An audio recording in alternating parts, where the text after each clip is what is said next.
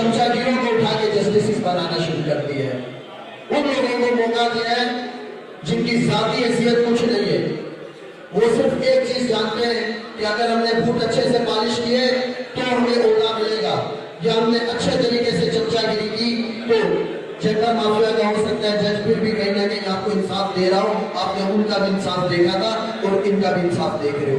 आज आपकी जुडिशरी की ये हालत है, टीएलपी के लोगों को शरेआम शहीद किया जाता है और जब उनकी बॉडीज नहीं दी जाती, उन बॉडीज को लेने के लिए कोर्ट में जब एप्लीकेशन लगती है तो उसमें 6 दिन की तारीख दे दी जाती है। ये हालत है आपकी जुडिशरी की। इस जुडिशरी की कोई औकात नहीं रही। ये जुडिशरी अब जुडिशरी नहीं रही, ये कंट्रोल जुडिशरी है। हम ऐसी जुडिशरी को एक्सेप्ट नहीं करते। आप ये गलतफहमी निकाल दें लोगों के जहन से कि हमने चेंबर माफिया का कत्ल किया है। आपने चेंबर माफिया का नहीं, आपने इंसाफ का कत्ल किया है और विद द टाइम लोगों को पता चलेगा कि आप कैसे इंसाफ बेच रहे हैं और कैसे इंसाफ का कत्ल कर रहे हैं। आप गनियामान चांडियो हमारा भाई एक खून सिंह से मोहब्बत करने वाला, उसको अगवा किया, उसको जबरी गुमशुदगी में गुम किया, उसके खिलाफ हम सब ने प्रोटेस्ट किया। उसके बाद एसपी हैदराबाद ने वादा किया कि 2 दिन में बच्चा आ जाएगा। 2 दिन बाद केवाड़ी से उसमें 2 बम रख के शो कर दिया, एक बम शो करके शो कर दिया कि ये दहशतगर्द है। जज के पास हम गए, जज को हमने बताया कि ये जो चीज है ये गलत हुई है। आपके सामने ये सोशल मीडिया, ये सारी चीजें, ये हमारे प्रोटेस्ट है, ये हमारी रेजोल्यूशन है।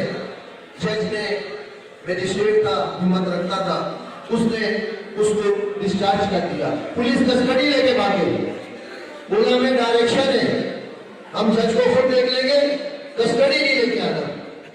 उसके बाद वो ऑर्डर कैंसिल कराया उन्होंने और वो आगे चले गए। आज उनकी बेल कोर्ट ने ग्रांट की। कभी आपने देखा है कि स्टेट केस में तेरानी में बॉम्ब में कोई सी में स्टेट ने कोई कैंसिलेशन ऑफ बेल फाइल की हो? उस केस में उन्होंने कैंसिलेशन ऑफ बेल फाइल की और उस जज को इतना सपोर्ट किया था, वो कांप रहा था, उसने बेल कैंसिल कर दी। ये इंसाफ की हालत है आपके सामने। आप किस चीज की बात कर रहे हैं? आप क्या लोगों को बेवकूफ बना रहे हैं? ये सब बकते हैं क्या? बहरे हैं क्या? गूंगे हैं क्या? आप मिसगाइड कर रहे हैं लोगों को।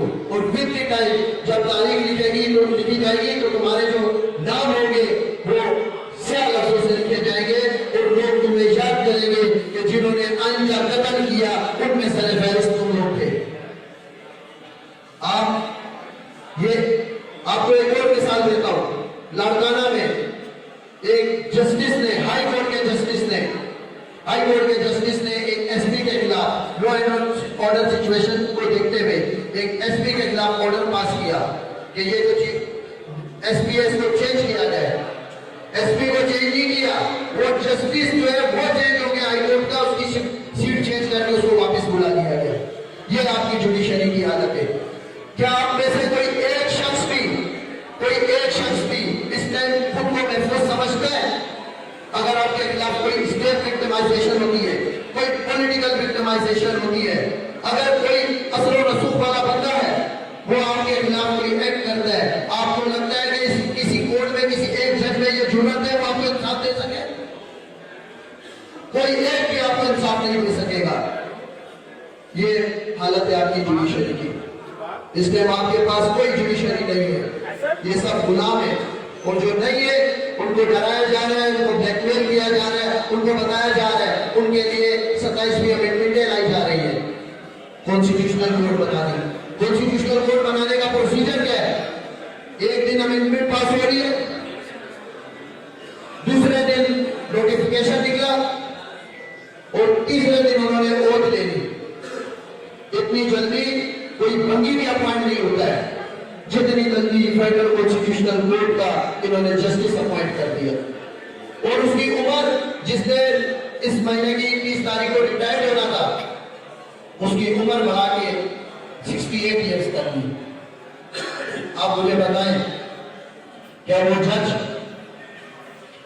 अवाम को इंसाफ देगा या वो लोग जिन्होंने उसको ये चीज सीट दी है उसको के मुताबिक चलेगा? वो डायरेक्शन पे चलेगा। जुडिशल कमीशन से उसको अपॉइंट नहीं कराया, पीएम के थ्रू उसको अपॉइंट कराया। ऐसा जज आपको कभी भी इंसाफ नहीं दे सकता। आप किस जगह पे खड़े हुए हैं? कोई कोर्ट नहीं थी, इस्लामाबाद हाईकोर्ट का एक कमरा, उसके बाद एक प्रिंट कंप्यूटर से निकाल के लिख दिया chief justice federal constitutional court. इतना टाइम भी नहीं था कि उसकी एक तख्ती बनवा सकते। ये जज आपको इंसाफ देगा। एक हफ्ते के अंदर काबूजर सिंध की एक अहम प्लेस है, सकाफती जगह है, उसका केस लगा दिया। हमने क्लियर नहीं कहा कि इस जज के आर्डर को हम नहीं मानेंगे, हम सिंध के वसाइल पे किसी तौर पे कॉम्प्रोमाइज नहीं करेंगे। और वो ये गलतफहमी अपने ज़हन से निकाल ले जज। अगर वो ये समझेगा कि वो कोई ऐसा ऑर्डर करेगा जिससे वो सिंध के वसाइल का कॉम्प्रोमाइज करेगा, तो हम उसको किसी सूरत में नहीं एक्सेप्ट करेंगे। और हम उसको बताएंगे कि सिंध के लोग क्या है, वो क्या कर सकते हैं। मैं हमेशा रिक्वेस्ट करता हूँ, मैं दोबारा जो भी दोस्त ऑल पाकिस्तान लॉयर्स कन्वेंशन के जो एजेंडा मीटिंग बनाते हैं, आप इसमें हमारे सिंध के इश्यूज को जरूर रखा करें, जिसमें कॉर्पोरेट फार्मिंग है, 6 कैनल्स का मसला हमने हल कर दिया है, बट फिर भी खतरात मंडरा रहे हैं। हम आप ये हमारे इश्यूज हैं, उनसे जरूर सजेस्ट किया करें। जो हमारे बच्चों के साथ जुल्म हो रहा है, गनियामान चांडियों के साथ दूसरे जो इंसाफी भजियां उड़ाई जा रही हैं, ये हमारे इश्यूज हैं। मैं ऑल पाकिस्तान लॉयर्स कन्वेंशन में इस टाइम आपसे रिक्वेस्ट करूंगा कि जो भी आप रेजोल्यूशन पास करें, इन सबको जो है जरूर आप उस पर डिस्कस करें। अभी केबी भाई ने देखिए अपने वतन से, अपने सूबे से, अपनी कौम से मोहब्बत करना कोई जुर्म नहीं है। अगर सिंध के लोग सिंध से मोहब्बत करते हैं तो ये उनका हक है। अगर कोई बलूचिस्तान के लोग अपने बलूचिस्तान से मोहब्बत करते हैं तो ये उनका हक है। अगर केपीके के लोग केपीके से मोहब्बत करते हैं तो ये उनका हक है। अपनी जुबान से, अपने कल्चर से, अपने सूबे से मोहब्बत करना कोई जुर्म नहीं है। और अगर आप लोगों को मोहब्बत करना सीखना है तो आप पंजाब के सिखों से सीखें कि कैसे वो अपने वतन पंजाब के लिए मोहब्बत करते हैं। आगे चलिए, 28वीं अमेंडमेंट आ रही है। 28वीं अमेंडमेंट में वो सूबों की तकसीम की बात कर रहे हैं। वो खाली सिंध नहीं तोड़ेंगे, वो पंजाब को भी तोड़ेंगे। क्या आपको ये गवारा है कि कोई आपका पंजाब काट के 3 या 4 हिस्सों में कर दे? और अगर आप पंजाब से, पंजाब आपकी धरती है, मां है, और अगर आप अपनी मां से मोहब्बत नहीं कर सकते ना, उसके लिए नहीं खड़े हो सकते, तो आप किसी काम के लिए आप नाकारा हो। मैं आपको एक बात बताता हूँ, देखें, हम सिंध के लिए स्टैंड लेंगे, उसके लिए चाहे हमें हमारी जान का नजराना देखना पड़े। मैं ये नहीं चाहता हूँ कि कोई ये कहे कि कराची बार का सदर वड़ाइश था और वड़ाइश शराबखोर था। वो बोलेंगे वड़ाइश ने अपना हक अदा किया, उसने सिंध का नमक हलाल किया और अपनी जिम्मेदारी पूरी कर दी। हमने जो सिंध का नमक खाया है उसको हलाल करेंगे। और याद रखिएगा, आप सबने इस धरती का नमक खाया है, इसको हलाल कीजिएगा। छोटे छोटे बेनिफिट्स में नहीं जाइएगा, ये आपको खरीदने की कोशिश करेंगे, लालच देंगे, आपको पागल बनाने की कोशिश करेंगे। बिकना नहीं, टूटना नहीं। याद रखिएगा, हमारा सिंध बार का इलेक्शन था, हसीब के जमाली भाई के खिलाफ जो कैंडिडेट था, उसके खिलाफ आपकी फेडरल गवर्नमेंट, प्रोविजनल गवर्नमेंट, हर स्टेक होल्डर, एस्टेब्लिशमेंट और पैसे का बेदलील इस्तेमाल, किसी को जो गाड़ी दी जा रही थी, किसी को मोबाइल फोन, और जो अभी तक एस्टिमेट बताया गया है वो 60 करोड़ रुपए खर्च हुए सिर्फ उसके लिए। लेकिन मेरा ये मानना और जो मैंने देखा, सिंध का वोटर बिका नहीं, उसने अपनी धरती पे कॉम्प्रोमाइज नहीं किया।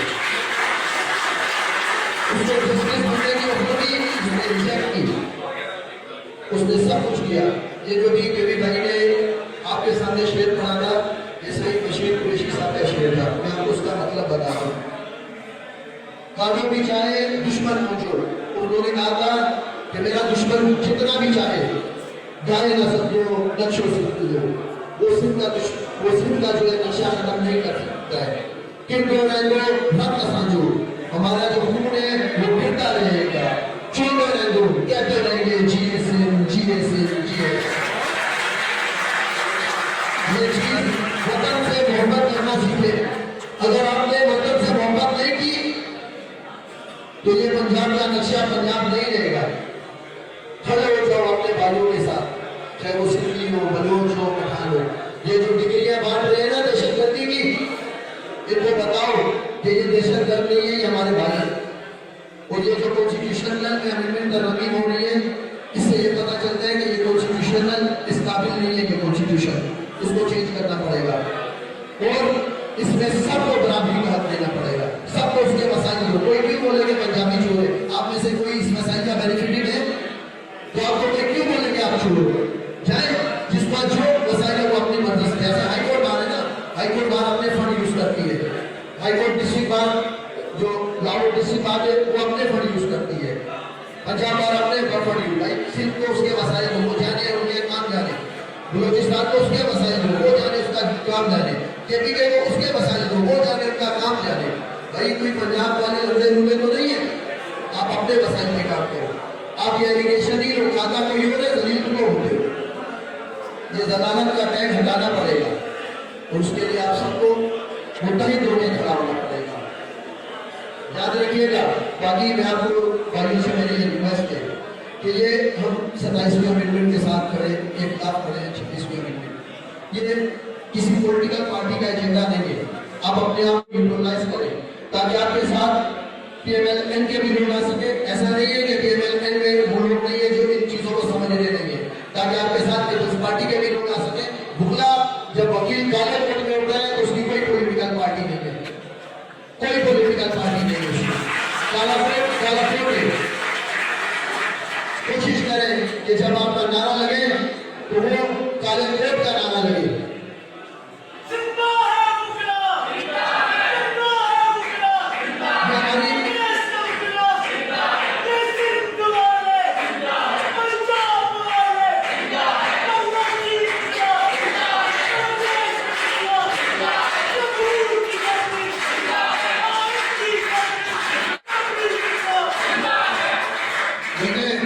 कल मैं एक स्टेटमेंट सुन रहा था एक बड़े इदारे की, 60% नहीं तो 70% लोग उस लीडर से प्यार करते हैं।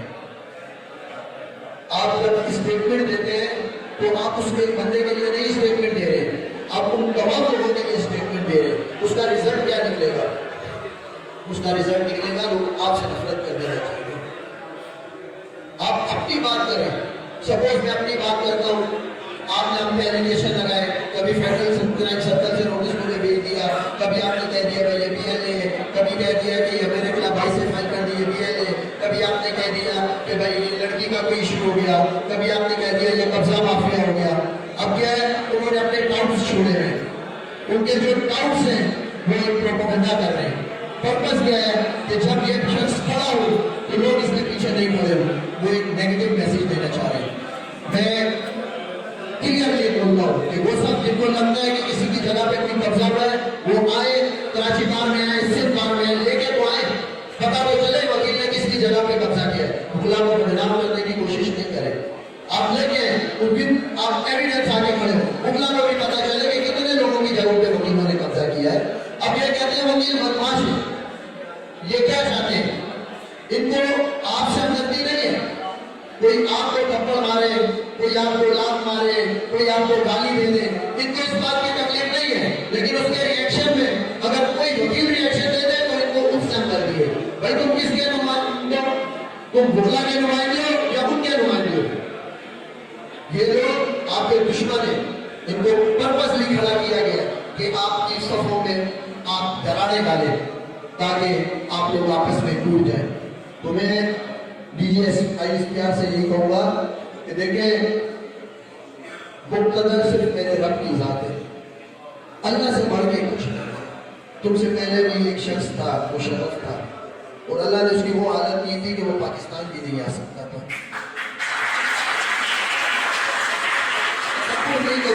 तकब्बुर मेरे अल्लाह को नापसंद है। हो सकता है आपकी नजर में आप बहुत ताकत में होंगे और आपके लिए आसान है। लोग मुझे कहते हैं बड़ा अपने साथ सिक्योरिटी रखो। मैंने कहा जिस मुल्क में IDC को घर से उठा के लेना है, जिस मुल्क में वज़ीर आज़म को लेना है, जिस मुल्क में इस मुल्क में आपकी बादशाह ताकत है आपके पास, जिसको जहाँ से चाहोगे उठा के ले जाओगे, जो दिल चाहे कर लोगे। लेकिन लेकिन लेकिन इतना तकब्बुर अच्छा नहीं है। अल्लाह की पकड़ है, अल्लाह की लाठी बेआवाज है। इसलिए बेहतर यही है कि हम्बल होके लोगों को सुनो, उनकी तकलीफ को सुनो, वो क्या चाहते हैं वो सुनो, मिल के चलो। आप हमारी फौज हो, हमें आप पे फख्र है, लेकिन चंद छोटे छोटे बेनिफिट्स के लिए देखिए, अगर ज्ञानी साहब ले गए कुछ, दूसरों का तो कोई फायदा नहीं है ना। अगर कोई दूसरा भी ले जाएगा, इसको क्या फायदा होगा?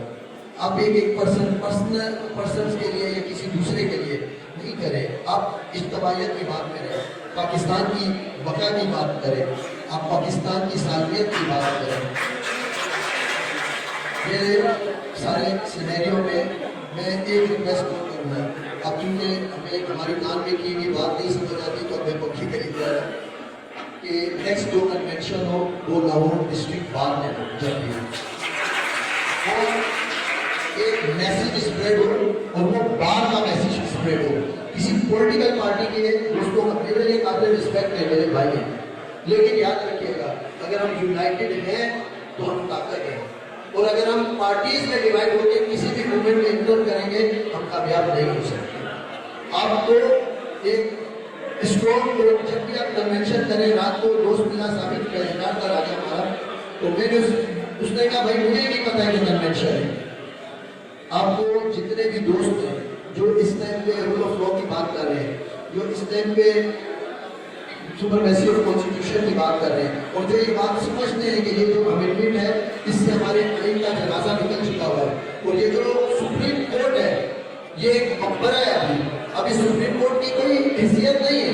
26,000 केसेस वहां से लेके मेरे ख्याल से ट्रांसफर कर दिए फेडरल कॉन्स्टिट्यूशनल कोर्ट में, और आपकी सुप्रीम कोर्ट की अब ये हालत है, ये वो केसेस सुनेगी, ये सुनेगी कि मियाँ बीवी आपस में क्यों लड़े। इससे ज्यादा इसकी हैसियत नहीं रहेगी ये सुप्रीम कोर्ट की, ये ना किसी काम की है, किराएदार ने किराया क्यों दिया, ये सारी चीजें आपके सामने है। तो वो कन्वेंशन ओपन प्लेस में हो, हमारे साथ 10 लोग होंगे वो भी हमें कबूल है, लेकिन हमें पता होगा कि हमारे साथ कौन है, कौन हक पे खड़ा है, कौन बातिल के साथ खड़ा हुआ है, लोगों को पता चलना चाहिए, और ग्राउंड में पता चलना चाहिए। लाहौर में डिस्ट्रिक्ट बार में कैंप लगे, उसकी प्रॉपर कन्वेंशन हो, उसकी प्रॉपर लोगों तक मैसेज की कम्युनिकेशन हो, ताकि जो बुकला है उन तक हम अपना एक मैसेज प्रॉपरली को भेज सके। मैं तमाम दोस्तों का जिन्होंने यहाँ पे पार्टिसिपेट किया इस कन्वेंशन में, मैं उस सबका बेहद मशहूर हूँ। और मैं एक बात और कहूँगा कि हमारी बहन ईमान बाजारी, कोई भी ऐसा ये अपने पालतू जैसे काम कराने की कोशिश मत कीजिएगा कि जिसमें एक बुकला की जाने से बड़ी रेजिस्टेंस आए। याद रखिएगा नस्माना साहब, मूवमेंट जितनी भी है ना वो लीडर्स से नहीं बनती है, मूवमेंट्स बनती है नीचे बैठे हुए वर्कर्स से, कारपोरेट से। अगर आप स्टेज पे 2000 लीडर में बैठ जाएंगे मूवमेंट नहीं चला सकते। तो वो कारपोरेट जितने भी हैं, जो वर्कर हैं, जो आम वकील हैं, वो सब ये सारी चीज़ों को वॉच कर रहे हैं, और उन सब से हम यही कहेंगे कि आप सब अलर्ट रहें। और इन केस दो चीज़ें, एक हमारा भाई बिहाड़ी वाला, दूसरा ईमान मजार, इन केस अगर उनके साथ इनजस्टिस होगा तो हम उसको टॉलरेट नहीं करेंगे, हम अपने स्टैंड लेंगे। आपको मैं अप्रिशिएट करता हूँ लाहौर को, सलीम साहब को, दोनों सदूर साहब को, सेक्रेटरी साहब को, तमाम लोगों को जिन्होंने ये कन्वेंशन अरेंज किया और हमें मौका दिया कि हम अपना मैसेज आप तक फैला सकें। Thank you so much. बहुत शुक्रिया। ये थे अमन नवाज भाई साहब। इस दौरान हमें जनाब सलमान अकबर भाया साहब, advocate supreme court, secretary general PTA Pakistan, जनाब लतीफ़ खोसा साहब, साबका गवर्नर पंजाब ने ज्वाइन किया। हम उनको वेलकम करते हैं, उनके तहे दिल से मशहूर हैं। हम प्रोग्राम को आगे बढ़ाते हुए फिर मैं रिक्वेस्ट करूँगा सब दोस्तों से कोशिश करें 5-6 मिनट में अपना खिताब तकरीर मुकम्मल करें, क्योंकि बहुत ज़्यादा लोग हैं जिन्होंने इस बारे ख्याल करना है। मैं जनाब समीर चेटू साहब का वेलकम करता हूँ, उनको रिक्वेस्ट करता हूँ कि वो स्टेज की सीनियर बने। अब मैं प्रोग्राम को आगे बढ़ाता